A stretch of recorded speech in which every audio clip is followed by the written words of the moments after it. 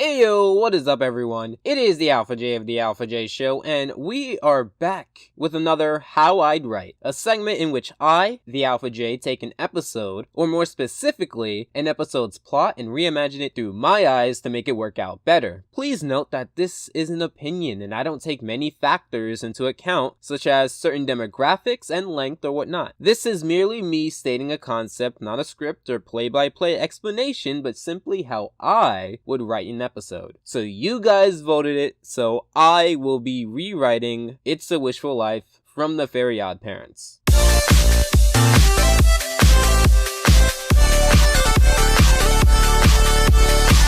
Now, before we begin, I want to give a huge shout out to this neon fan art here. It's amazing, and when I saw it in my Twitter feed, I just had to reach out to the creator and ask if I can shout it out on one of my recent videos. But also, these comments here, they're super motivating, and I've been getting a surge of new comments and new subs, and I just want to say hello. I really hope you enjoy my content, and I hope you continue commenting. Besides Bamboo, this is pretty much my only motivation while editing at 3 AM in the morning. First off, in the title card, he's a ghost or invisible, like in the episode Timvisible. I'm assuming that's a metaphor. Anyway, we start out with Timmy doing a good deed, painting this backdrop in what looks like a single-handed effort. Wanda acknowledges that Timmy's doing a good deed, and Cosmo starts off with a joke. It starts out like a pretty good episode, and I wished it stayed on that route. My dream, it's ruined! Those clouds are too puffy and the water isn't violet blue, it's practically teal! My dream of doing the ballet version of Waterworld is ruined! Hey creep dorkette, if you wanted a paint job done right, then you would hire a professional, not a 10-year-old. You're fully responsible for your own play, and the fact that you needed help means that you couldn't get it done yourself. So why don't you take that 2-year certificate degree from the back pages of the internet that not even MySpace or Blockbuster would accept your ad money on it, and be creative yourself. Happy birthday, AJ! This computer, it's obsolete as of 4 seconds ago. Thanks for the high-tech doorstop. That doesn't work. Hey, I'm stupid. If you're so smart, then you would be able to do wonders with this computer. But yeah, maybe you do need the latest in technology. That vapid behavior might be enough to mask the fact that you're smart enough to be materialistic, but stupid enough to not put a heavy object in a position to make a doorstop work correctly. How about you take this bold truth and realize that 20 years into your career, you'll still be that vapid loser that not even Elmer's Boyle would want to have a one-night stand with. I'll wait until my parents see the line.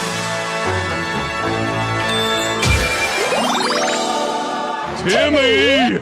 The lawn! It's ruined!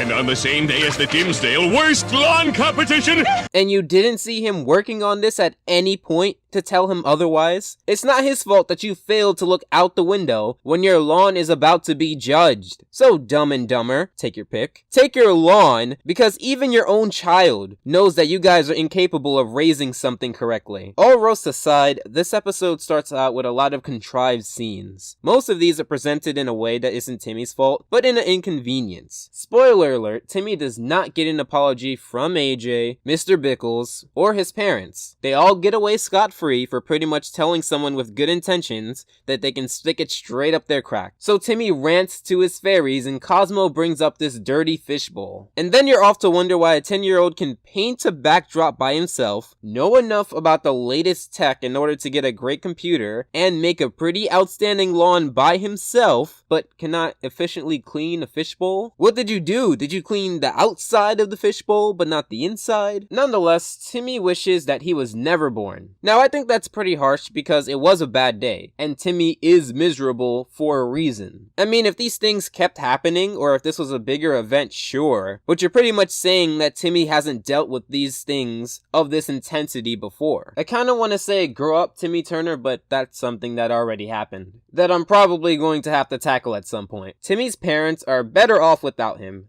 Francis is better off without him. Crocker is better off without him. The gum you stuck under your desk in 3rd grade is better off without him. Simply put, Timmy is shown to be pretty much the reason why many people are miserable, which is not only scarring, but disproportionate to anything that Timmy has done. Now, I would knock them out one by one on how each scenario couldn't work, but instead, I want to talk about why in many people's eyes, this fails comedic-wise. Now, in my opinion, this setup is pretty much the answer. Think of it this way. Which is funnier? When someone who's been very humble, kind, and sweet slips and falls? Or when the person who flipped you off while you were driving had a bird deliver their afternoon seeds from grandma all over his hand? We usually like to see people who've wronged get their just desserts. This isn't to say that if someone is squeaky clean, they aren't comedic, but in this case, Timmy went out of his way to do something good and pretty much wished he was never born because of said backlash. That doesn't sound like a joke, that sounds like reality. And what are cartoons supposed to do? Entertain, escape from reality? Hello? Both of these terms don't really describe the setup. It's not only a realistic portrayal of how some good deeds go undervalued and sometimes even punished, but how if you weren't born, people would not only survive, but thrive. That's not funny, on its own at least. You see, this can and has worked before. Hey Arnold's Magic Show, an episode from the 1st season, depicted Helga here in a dream where she was gone. In the beginning of the episode, she was shown to be very rude and brute. And in the dream, everyone who she was mean to was great to see her gone. You see the difference between the two? In that episode, Helga was mean to everyone, and here, what did Timmy do that was mean?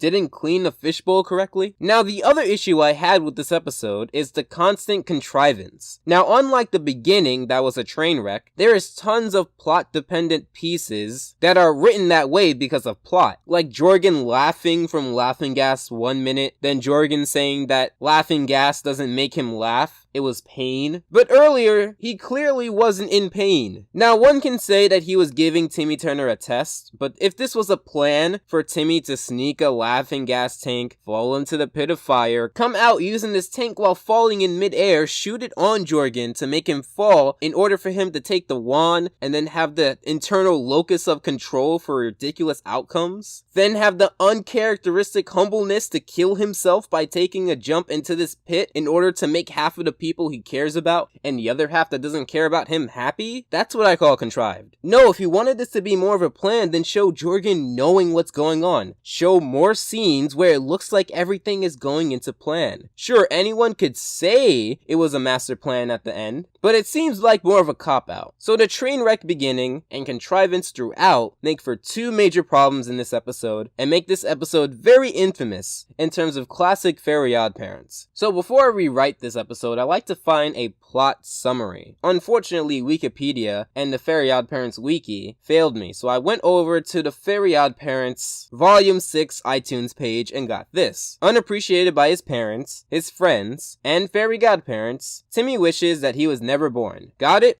Alright, let's rewrite this. So let's start out with Timmy walking towards AJ's house on a bright summer day. He would be talking to Cosmo and Wanda about how he's going to help AJ. Wanda would say something along the lines of, "Wow, that's pretty helpful, Timmy." But Timmy cuts her off, stating that he wants to help AJ so that AJ would then let him play insert zombie game here on insert latest console here. Once there, him and AJ kick it off well, with Timmy and AJ cleaning up his lab, which is quite a mess, and will look like a lab that probably needs more than one crew to clean up and manage. Now AJ would step out for a second, possibly to use the restroom or because his parents called, and Timmy would see that they barely made a dent. In fact, it would take a long time to clean up this lab. He questions if it's worth it. So instead, he decides to look around the lab and he finds what he thinks is cleaning acid. His reasoning would involve a flashback to Crocker saying something along the lines of, "Nitric dioxide is one of the main cleaning agents of industries everywhere." But the issue is that the cutscene would cut there, at least for now. Now obviously, it doesn't matter what chemical you say for you chemistry majors out there who are watching me, because it's a cartoon. But Timmy would use it anyway, and use it in heavy doses. And it would look like in the beginning, like like it's doing its job and cleaning the lab. But then over time, it burns through the lab, essentially creating this giant hole within the house that AJ comes back over to and freaks out. He'd be crying while Timmy steps out. While walking home, Wanda would tell Timmy that he should have cleaned it the right way. He shouldn't have tried to take any shortcuts. He should have cleaned it the way that AJ wanted him to clean it. But Timmy would play the ignorance card and say that it was Mr. Crocker's fault for feeding him misinformation. But going back over to the cutscene, Crocker would say the same thing. Nitric dioxide is one of the main cleaning agents of industries everywhere. For 2 days before it was realized that tons of factories were melting down by the second. Timmy would remember the rest of the cutscene and then feel bad for a few moments before shrugging it off. He'd then go over to Elmer's house. He'd be holding a box that contains Elmer's fixed computer. In the process, Wanda would then try to reason with Timmy that he should probably get someone to check it before returning it. Timmy would insist that he did it perfectly and that he's practically a computer whiz. Cosmo would bring up that Timmy hasn't called himself a whiz before. That's because Timmy read all the stuff he needed to fix the computer on the internet. In fact, I would also enter the scene where Timmy continuously insists Elmer that he can fix the computer, and if he needs anything, he'll just ask his dad. He would also bring up that since it's a holiday weekend, there isn't any computer technicians that will fix it for a few days. And that's what sways Elmer into at least giving Timmy a shot, considering that they are also great friends. Or good friends, depending on which episode you've seen. He would also do it free of charge, without telling Elmer that later on he's going to want a favor returned in the currency of the latest mint condition Crimson Chin interactive Smash toy that Elmer doesn't really touch. So he knocks on Elmer's door, but let's have Elmer's mom pick up the door. And her face is never shown, but she has like this giant boil on her face that you can only see in the shadow because they would never show her face on screen. Elmer's mom would call for Elmer, and Timmy would give Elmer the box. He would open it and see that it was still in a broken heap. Elmer would pretty much freak out and ask why Timmy would return it, knowing that it looked like this. Timmy says that he did fix it. Elmer asks, why didn't you at least show it to your dad? Timmy would then say that he did go to his dad, and his dad said it was fine. We'd then get a flashback where his dad did in fact tell him it was fine, but then he went into his self-repaired car, and as soon as it turned the corner, it completely broke apart. So as you can see, I'm building up Timmy to be careless. He's supposed to be unaware of what he's coming off as. He's ignorant more than flat out malicious. So to add the cherry on the cake, because rule of threes, he'd then help his dad paint the house. Before leaving, his dad would tell him that he used to love the days of painting with his own father. It was just him, his dad, 2 paintbrushes, and that's how he wants to spend time with Timmy. And I would even add a scene where Dinkelberg and his son are relaxing in lawn chairs, while professional painters get the house painting done quick. His dad would be on the other side painting by himself, while Timmy is near the front of the house. He would see a leaf blower and have a Daydream-esque cutscene where he's using the leaf blower to paint the house quickly and efficiently. However, in practice, the leaf blower is an entirely different beast. Timmy pours the paint into the leaf blower and it works for 5 seconds before blowing its way into the garden, exploding and leaving the garden a flaming mess, which spreads to the other paint cans, rendering them useless. Timmy's mom would come out and freak out, and Timmy's dad would console her, telling Timmy to go to his room for being so careless and irresponsible. Timmy would then storm up to his room, ranting about how no one is appreciating his hard work and good intentions. Wanda would say that although he's had good intentions, he seems to be very impatient and wants more than he gives. Timmy would then sleep on it, pretty much saying that if he wasn't around, everyone would miss him and be sad eternally. So disappointed in his friends, family, and godparents for not seeing his good intentions and hard work, he wishes for just that, for one day where he never existed. So the next day, he essentially wakes up not in his room. He's in what looks like a room for storage. After pushing some boxes aside, he notices that his parents are gone. I guess since they didn't have a child to look after, there was really no obligation to stay home, at least for most of the day. Wanda pretty much poses as a tour guide for Timmy, dubbing this A Day Without Timmy, which is a better name for this episode, but I know what the original title is referencing referencing. Now, in A Day Without Timmy, they go over to AJ, who's pretty much playing the latest version of insert zombie game here on insert latest console here. But he's not alone. He's with Chester, who also helped clean up. And since it took a long time to clean up the lab, Chester and AJ can play said game all night because sleepover. Timmy then is wished over to Elmer's house, wondering who could have possibly helped Elmer with his computer. Lo and behold, it was Sanjay, who not only gets said Crimson Chin action figure to keep, but after opening the box, they find tickets to a recent Crimson Chin event, and they head out as it expires in a few hours. Timmy then goes over to his father, who is painting with what actually looks like,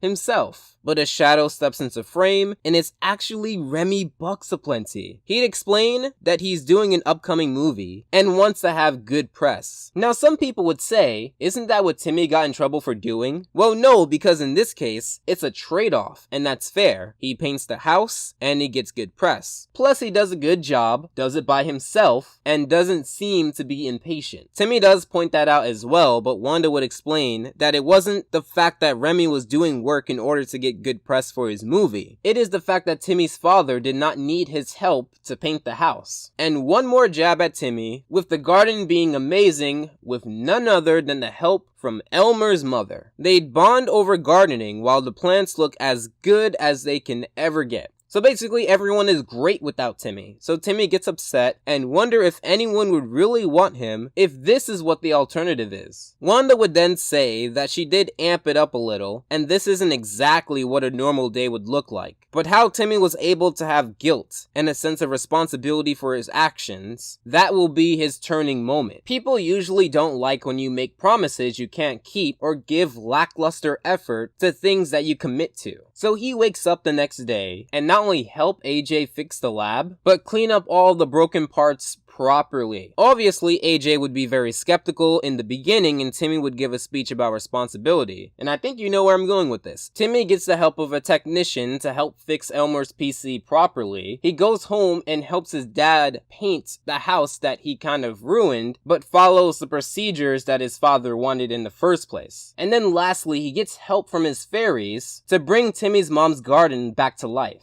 All with nothing in return. His day was spent doing most of these tasks before lying exhausted on his bed. AJ, along with Chester, Sanjay, and Elmer, come together for a huge sleepover, and they all bring things that Timmy was looking forward to play with in the first place, whether it's Elmer's PC or AJ's insert latest console here, and they all have a good time. Now obviously I leave tons of room for jokes, and that's what I think makes this foundation work. The jokes on top of the story make this work. A lot of Fairy Oddparents episodes are essentially built off of a thin story with lots of humor, as you see above. I provide the thin story and some jokes along the way. Granted, there could be more, but I stand by this and I think this is a perfect start. How do you feel about It's a Wishful Life? Feel free to critique, tear apart, love, ask anything about the story in the comments below, or tell me how I did on Twitter at The Alpha J Show or in my Discord. Links for those are always in the description below, as well as the link to my request page. If you really like this video, I also rewrote Fairy Odd Pet a while ago. Or if you like these in general, I have a playlist for them. Make sure to subscribe and feel free to consider my Patreon. As always, I hope your time is well spent, and Alpha out.